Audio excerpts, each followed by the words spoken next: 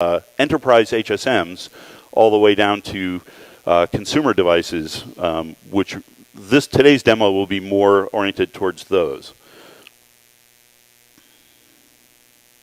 Yeah.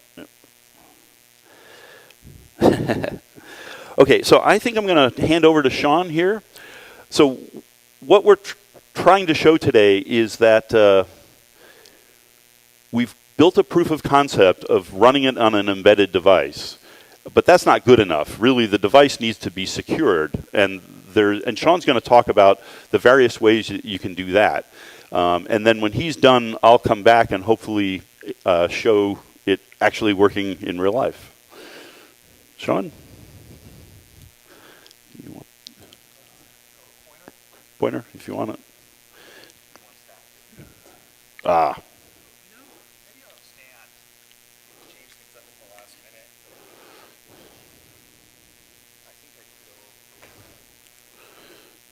I don't know which side you need it on. I'm going to mute here. There we go.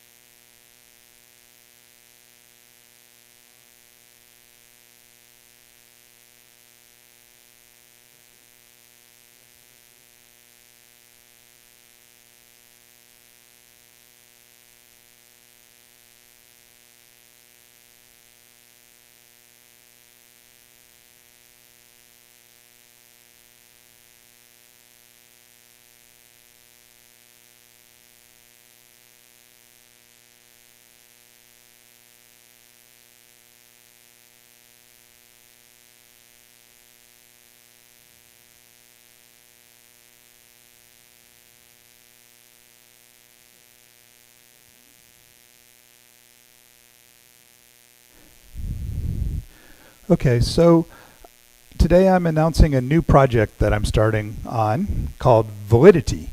I did a bunch of research in the fall, and starting at the hackathon, I'm actually going to start coding on it. So it's an open source. It's an open source secure enclave system for Bitcoin Lightning. Again, it's a kind of a greenfield project. It's definitely a research project, but the goal is to, within a year, have something that will run the validating Lightning signer inside of the enclave. So the idea is to run on open source, self-sovereign, which I'll talk about a little bit, secure hardware. There's a secure enclave operating system called OPT or OPT that's been around for about 10 years, and I'm going to use that as the basic platform and to build on top of. Also, of course, there's a Linux kernel involved as well. The initial focus will be on ARM v8A. The A series or Cortex-A processors are ARM processors that run, basically they can run Linux. They have the memory management to run Linux, as opposed to the ARM M series, which are more microcontroller focused. So you guys know what the value is maintained by trustedfirmware.org. It's sponsored by, I don't know exactly, but it's basically sponsored by ARM, and Linaro does a lot of the work on it. It's a trusted OS, and I'll get to some architecture diagrams that runs, that's loaded by the secure boot firmware and runs in parallel to the Linux kernel. The idea is the Linux kernel is the hardware of the system. There are libraries and drivers to call into the trusted execution environment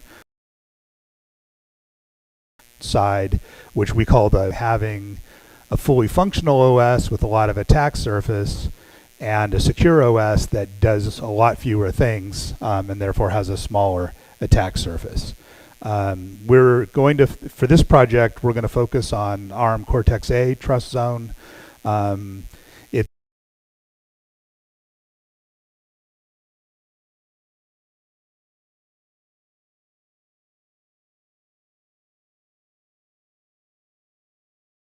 can run on other architectures like Intel and RISC-V, but it's the sweet spot, I think, right now is on ARM, and so that's where I want to focus for this year.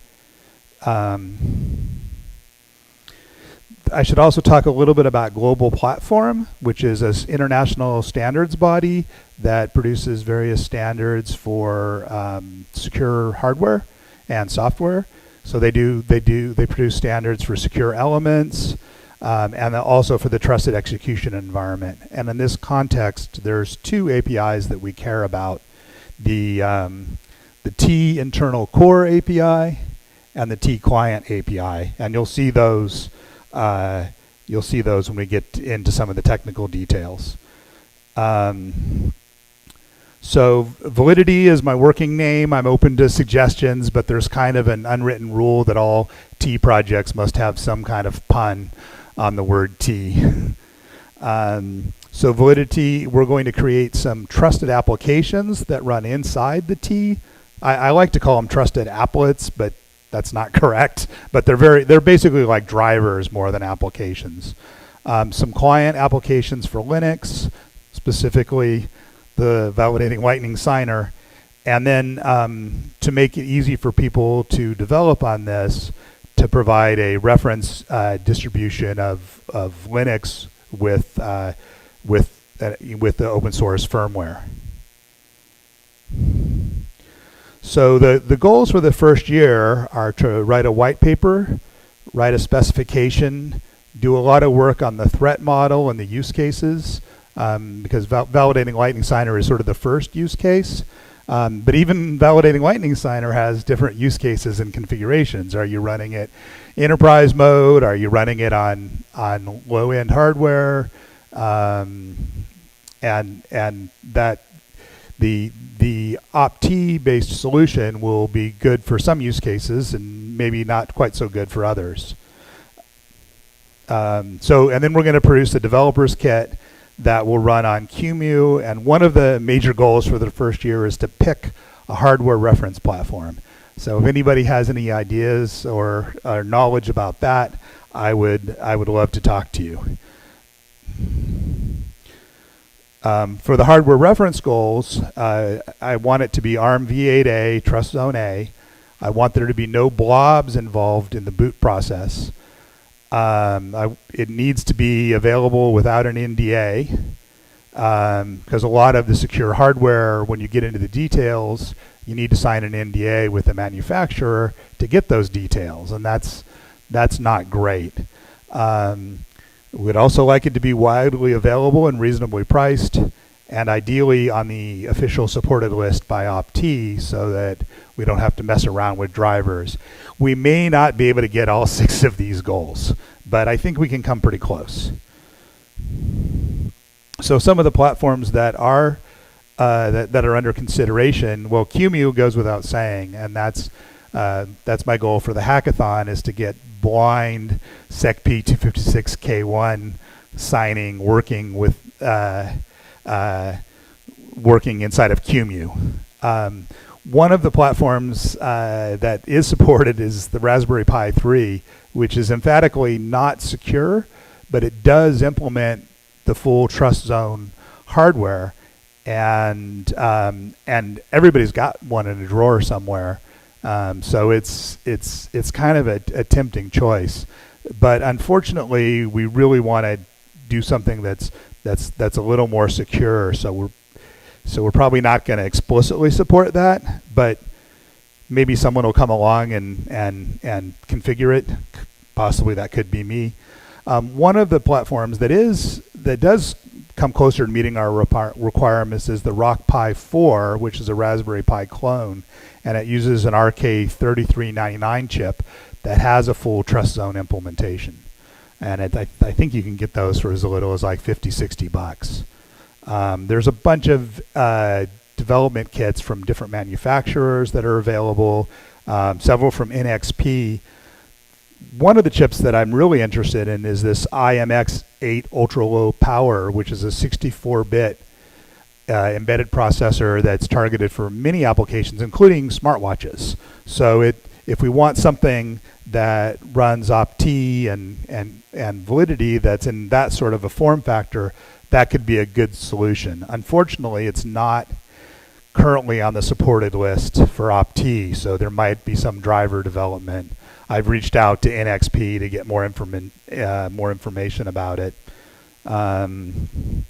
So this is one of my goals, and I want to talk to anybody who has any knowledge or suggestions on this. I would love to talk to you, but it's something I'm going to be researching. So the architecture is there's well, I guess I'll just skip down to this diagram and explain sort of how the overall system works. So the left-hand side here is the normal world or the Linux world or the rich execution environment, and this side is the trusted OS. The ARM processor has various hardware modes of operation, with 0 being the I guess the least trusted. So EL0 here is where your Linux apps run. EL0 here is where trusted apps can run inside the T. This EL1, EL2 would be your Linux kernel, and then down here at the bottom is the trusted firmware. So for example, if you're running validating Lightning Signer here, and you want to sign a transaction, you use the T client API, which is standardized by Global Platform, to basically send messages down through the kernel, through the firmware, and over to the trusted environment. This is where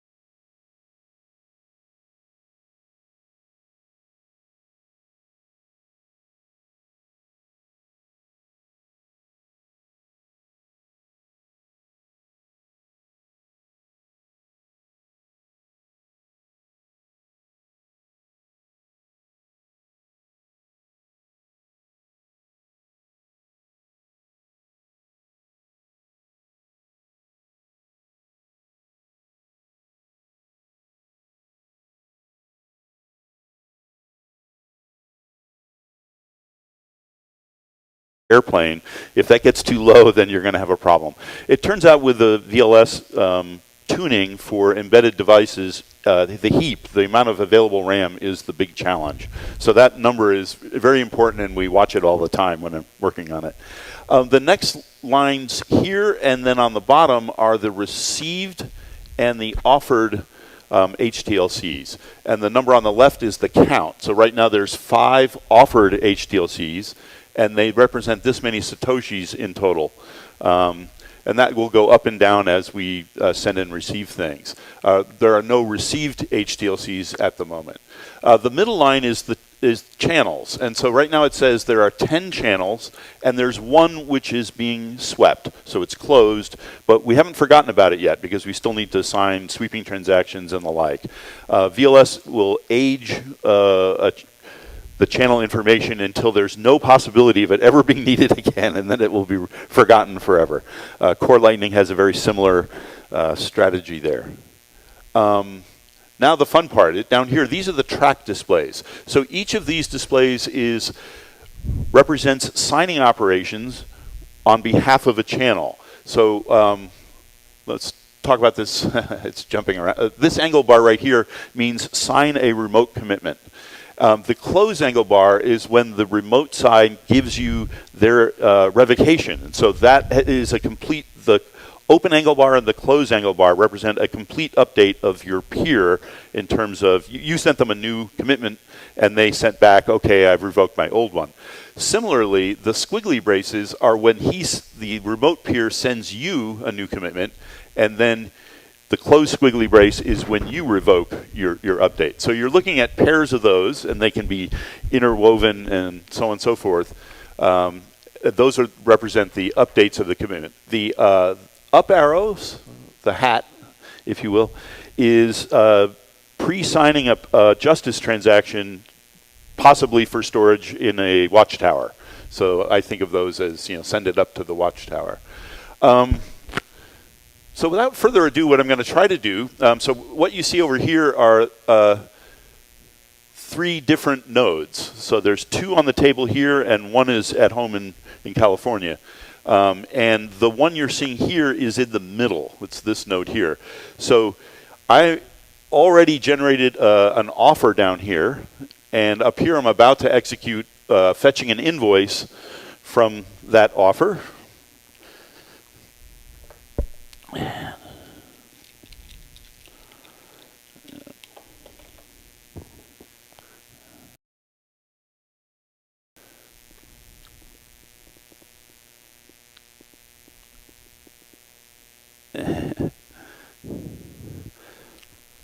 Usually this takes about a second, but today,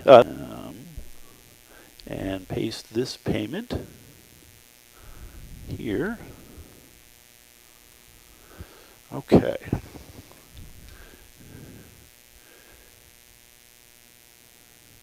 Now what we should see in the routing node, so this is the node in the middle, is eventually we should see a received amount, and then we should see the offered amount go up by a similar amount. I'm not sure why I may be having technical difficulties here. The arrow B that you saw go by was a heartbeat, by the way. The equal signs are checking pub keys. Yeah, that could be, yeah, there it is. The 100 Satoshis, 100,000 Satoshis is offered, received, and then we should see that go up.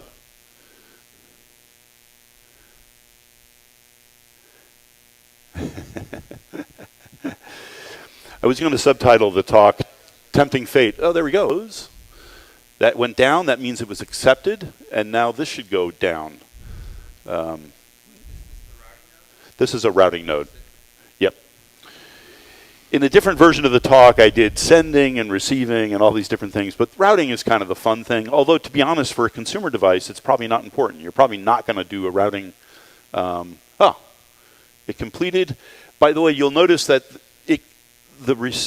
The sender of the money thinks it got sent before the routing node is completely done with it, but it is committed, if you know what I mean.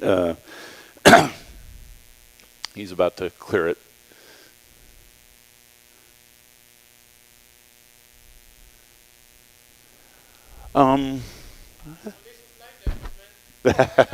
Yeah. Oh, there we go. It finished up. So, yes, but there's a lot of activity going on. So I'm running CL Boss as well on here. It's balancing things. And the node also has some amount of traffic, even if CL Boss is not running. It's updating commitments based on the fee market changing. So if the fee market goes up and down, then it will scan through all the channels and update, the commitments. I think that's kind of, I'm going to call it good enough. And so thank you very much for checking it out. And any questions, if you want to look at it up close, please come over and we'll kick the tires.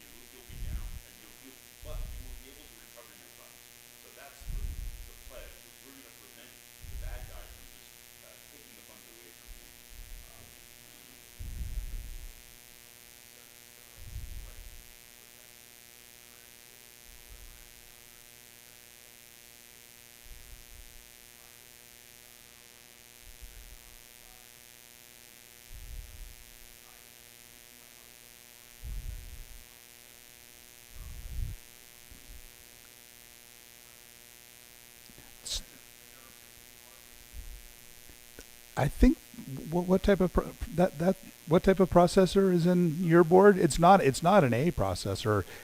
I'm talking about A processors. He's not. That's an STM32, right? And it is an ARM processor, but I think it's an M. Yeah.